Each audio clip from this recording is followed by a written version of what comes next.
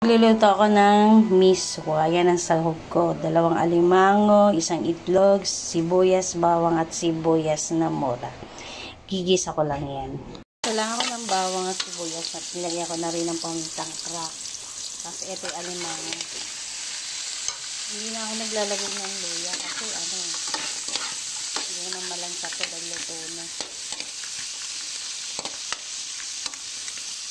Isa ko lang mabuti. Tamplayan natin ng 2 basong tubig. Kasi isa lang yung miswa. Kumukulo na. Nilagyan ko rin yan ng salt and pepper. Mga 3 baso pala nalagay kong tubig. Tapos lalagay ko na yung miswa.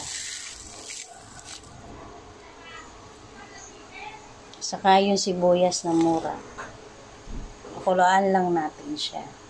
Ayan, kumukulo na. Ilagay ko na rin tong itlog. Batay ko na 1 itlog.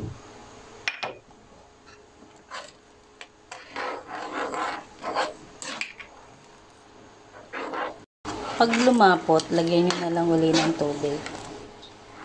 Pero sa akin, okay na to. Sarap nga eh.